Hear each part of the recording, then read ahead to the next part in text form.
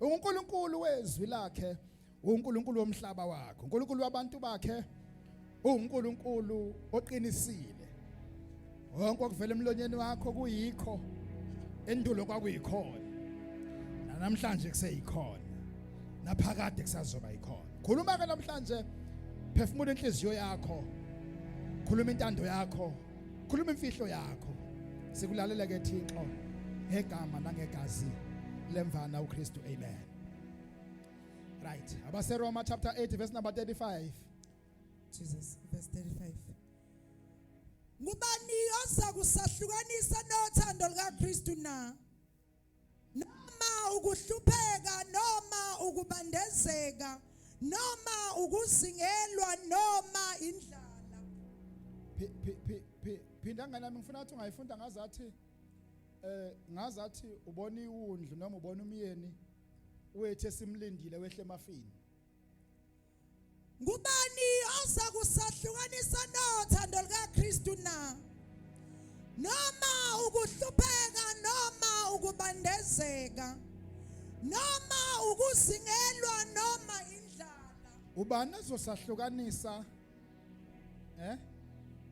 nothando lukaKristu? Ubani ozosahlukanisa nothando lukaKristu? Amen. Jesus. Noma nje ungathi uqala uyibambe nje i-keyboard mzwakhe, then ngizokutshela ngithi itwe ngifuna ukuyichaza kahle le ndaba yothando lukaKristu. Hallelujah. Bible ke la incwadi kaMapostoli Pawulos ke le la sifunda khona uMapostoli Pawulos ubhalela ibandla laseRoma. Ukhumbule ke le ncwadi ibhalwe la uPawulos bazalwane bami enenkinga yokuboshwa. Nikhona bazalwane? Remember ukuthi incwadi yaseRoma ixhuma kwincwadi yezenzo lapha from chapter 27, chapter 26 lapha kaboshwa khona uPawulos 27 thethe icala lakhe aze awele ngomkhumbi abheke eRome, bafikele koMelita adlule aye eRome. Amen. Mayifika lapha eRome uyaboshwa ke but ube nento yokuthi ufise ngathi angathumela umyalezo ebandleni laseRome ngoba ibandla laseRome kwakuyibandla owayekade ehlosile ukufinyelelisa indaba zikaKristu kulona, kodwa ngenxa yokuthi incindezelo ibiphezulu ngalesi sikhathi kwakunzima ukuthi ahamba afinyelele eRome. Ngawuthaneni amen. Jesus. Thaneni hallelujah. Hallelujah. Amen. Amen. Mani ngasho ukuthi amen ngizonikhomba usho wedwa. Right. So ke lana ke uApostle Pawulos uyabakhuthaza ngenxa yencindezelo ngoba iBhayibheli lama uzofunda kahle umlando wokubhaleka kwalencwadi emveni kwencwadi kaLuka le ayibhalayo yezenzo uzobona ukuthi babekhonza kodwa bekhonza bese kubhaceni. Ngikho bazalwane. Hallelujah. Ngoba amasosha kaClaudius, uClaudius wayekade engu president noma wayengu principal wamaRoma owayebekiwe ngalesi sikhathi owayekade engalifuni inhlobo ibandla emva kaPilato. Amen. So into ke yenzeka babecindezelwa ngendlela emangalisayo naningakwazi ukuhlangana kanjeni ikhonze. Nanithi nisakhonza nibona ngamasosha semile eminyango ayezonibona. Jesus. Awu nikhona bazalwane. Hallelujah. Nikhona bazalwane. Hallelujah. Thule ebandleni. So ke la sifunda khona ke uMpostoli Pawulu ufuna ukufinyelela ebandleni but ngenxa yokuthi uboshiwe akakwazi ukuya ayokhuluma nabo. So kwakuphoqa ukuthi ababhalele incwadi esibiza kuthiwa ngama-epistles. Amen. Zincwadi lezi ezazi direct ebandleni ngebandla. Kodwa kuthema sekushicilelwa kubhala iNew Testament zathathwa nazo zahluzwa zazofakwa kwincwadi yeNew Testament. Nikhona bazalwane bami? Jesus. Hallelujah. Hallelujah. So lana ke uMpostoli Pawulos bazalwane bami ukhombisa ubuhle nothando lukaKristu. Hallelujah. Ukuthi ke ubani ongasehlukanisa elesingisi lithi who can separate us from the love of God? Hallelujah. Ubani ongasehlusa kahle kahle ubani ongasehlusa hayi ukusahlukanisa ukusehlusa ngoba ukwahlusa it's where you take omunye umbeke somewhere uphinde uthathe omunye umbeke somewhere, but ukwehlukanisa it's where you distinguish. Amen. Noma yila khona uzofike ume kanje ebese uyabaqhathanisa. So isiZulu sinomkhuba wokukhombisa sishintsha into eyodwa kodwa ibe iveza imiqondo eminingi. Amen. But leli lesingisi lithi who can separate? Hallelujah. Okusho ukuthi ubani ongathatha mina athathe uKristu ambeke kwenye indawo, athathe mina angibeke kwenye indawo. Who can do that? Hallelujah. Hallelujah. Right. Ngiyacela ke ngani yami uqhubeke ungithathele verse number 37.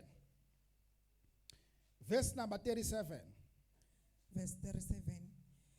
Kepha kukho konke lokho siyanqoba nokunqoba ngowasithandayo. Usungabuya ke mzwakhe. Usungabuya ke manje ungipha nje ama strings. Yeah, phinda ngani yami. Kepha kukho konke lokho siyanqoba nokunqoba ngowasithandayo. No, in all these things we are more than conquerors. Through him who loved us. Amen. Jesus. Kukhona khona lokho singaphezulu kwabanqobi ngaye owasithandayo. Hallelujah. Kodwa bazalwane. Hallelujah. Hallelujah. Jesus. Singaphezulu kwabanqobi ngayo njani owasithandayo. So ngamanye amazwi ukunqoba kwethu kuvele ngenxa anzwanga kuvele ngenxa yalo wasithandayo. Nikhona bazalwane. So kusho ukuthi ngamanye amazwi sifike sathandwa sase siyanqoba. Sifike salwa singakathandwa kodwa sangakwazi ukunqoba. Kodwa sithe sesithandwa noma sesithandwa sase siyakwazi ukunqoba.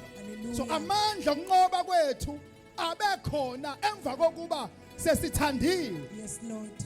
Awusanibonani? Hallelujah. Uzokhumbula ukuthi uthando sikhuluma ngalo Nhloboni yothando. Uthando luvele ma uJesu ebethela siphambanweni. Hallelujah. Ethi baba namhlanje ngiyawunikela umoya wami Jesus. esandleni zakho. Nikhona bazalwane? Hallelujah. Uthi umhlaba wenza njani? Wanyakaza. Amadwala enza njani? Aqhekezeka. Kwadabuka isenqo kuphi? Ethempelini. Then uJesu washona phansi. Hallelujah. Uyaphi phansi? Uyaphi uJesu phansi? Awangizwi uyaphi uJesu phansi? Ulanda ibandla. Uyaphi uJesu phansi? Ulanda ibandla. Awu, ngicela before ningiphendula ukuthi uyaphi uJesu funda Romans 8 verse number 1. Romans 8 verse number 1. There is now no condemnation for those who are in Christ. Funda ngesizulu. Kanjalo kusekho kulahla kwaba kuKristu Jesu. Kanjalo kusekho kulahla kwaba ku hayi man, hayi. Hayi, mase ngaba sendaweni errong. Oh Jesus. Kanjalo kusekho kulahla kwaba kubani? Kwaba kuKristu Jesu. Then there is then no, I know man. There is therefore, yes, now no condemnation for those who are in Christ. So there is no condemnation for those who are in Oh Christ. Jesus. Akusekho ukulahla kwaba kuKristu Jesu. Sifike kanjani la kuwe khona ukulahla? Sifike ngokuthi ngenkathi singakathandwa besingabantu ebebefa beya ekulahlweni. Hallelujah. Kodwa uthe mayisefa uJesu wasacrifice ngegazi lakhe. Oh Jesus. Hallelujah. Wathi mayisacrifice uJesu ngegazi lakhe. Yes, Lord. Washona phansi. Hallelujah. Uyaphi uJesu phansi? Awusanibonani kodwa Oh eGrace? Jesus. Hallelujah. Awusanibonani kodwa bakithi? Master Jesus. Uyaphi phansi? Nkosi yami. Ulanda ihluthu lelo ulanda ikhiye ayibopha amaketango namaketango uyoqabula amaketango Hallelujah. abophe bonke abantu abafaswe phansi. Oh Jesus. So leli verse malithi akusekho ukulahla. There is no condemnation. So before Christ died there was condemnation. Oh Jesus. So abantu bebefa belahla. Amen. Jesus. 36 fun 36. No. Qala 35. Qhubeka no 35. Awuqedanga.